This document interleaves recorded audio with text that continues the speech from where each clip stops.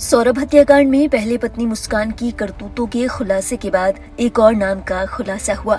वो था मुस्कान का प्रेमी साहिल। इस केस को लेकर हर दिन नए नए खुलासे हो रहे हैं। अब तक इस मामले में केवल 3 नामों की चर्चा थी, सौरभ, मुस्कान और साहिल। लेकिन हाल ही में कसौल में साहिल के जन्मदिन मनाने का वीडियो जब वायरल हुआ तो कहानी में एक और नाम जुड़ गया। वो नाम है शंकर।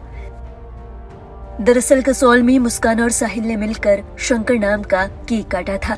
इसे लेकर लोगों के मन में इस बात की उत्सुकता बढ़ गई है कि शंकर आखिर है कौन और इस केस से उसका क्या लेना देना है।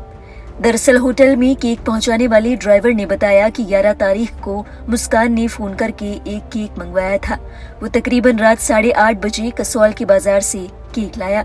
मुस्कान ने उसे होटल पहुंचाने की बात कही थी और ये भी बताया था कि इस केक को रात 12 बजे काटा जाएगा। मुस्कान ने कहा था कि केक पर शंकर लिखवाया जाए। इस पर ड्राइवर राणा सांगा विवाद अब और तेज होता जा रहा है। जैसे जैसे गर्मी अपने शबाब की ओर बढ़ रही है, वैसे वैसे ये सियासी मुद्दा भी चरम पर है।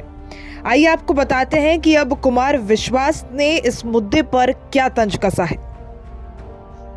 वजह है कि केक पर शंकर नाम लिखवाया गया था। जानकारी के मुताबिक मेरठ में साहिल के कमरे में भी भगवान शिव की तस्वीरें पाई गई। दीवार पर भगवान शंकर का पोस्टर और कुछ कोट्स। सूत्रों का कहना है कि साहिल चोटी रखा करता था और उसकी तंत्र मंत्र में भी रुचि थी। मेरठ में साहिल के घर की दीवारें किसी रहस्यमयी लोक से कम नहीं थी। देवी देवताओं की तस्वीरें और तंत्र मंत्र के संकेत। दीवार पर ऐसे कई कोट्स भी थे जो साहिल की मानसिकता को दर्शाने के लिए काफी थे। बता दें, इस घटना के बाद मुस्कान और उसका प्रेमी साहिल फिलहाल जेल में है। मेरठ की जेल में हुई जांच के बाद पता चला कि दोनों नशे के आदी थे। चिकित्सकों ने तत्काल उनकी चिकित्सा शुरू कर दी है। फिलहाल दोनों जेल में बने नशा मुक्ति केंद्र में दवाइयां ले रहे हैं। इसके अलावा काउंसलिंग और ध्यान जैसी तकनीकों का भी सहारा लिया जा रहा है। बता दें, जेल में आने के बाद से ही मुस्कान और साहिल दोनों नशे के लिए तड़प रहे हैं। इसी के मद्देनजर जेल प्रशासन की ओर से उन्हें तमाम तरह की सुविधाएं मुहैया कराई जा रही है। प्रशासन को उम्मीद है कि 10 से 15 दिनों में उनकी हालत काफी हद तक सामान्य हो जाएगी।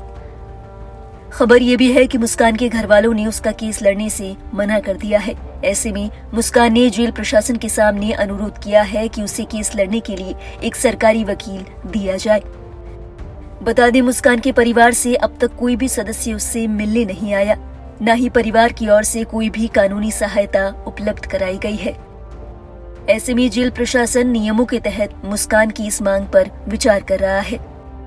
जेल प्रशासन का कहना है कि किसी भी बंदी को कानूनी सहायता दिलवाना उनका दायित्व है।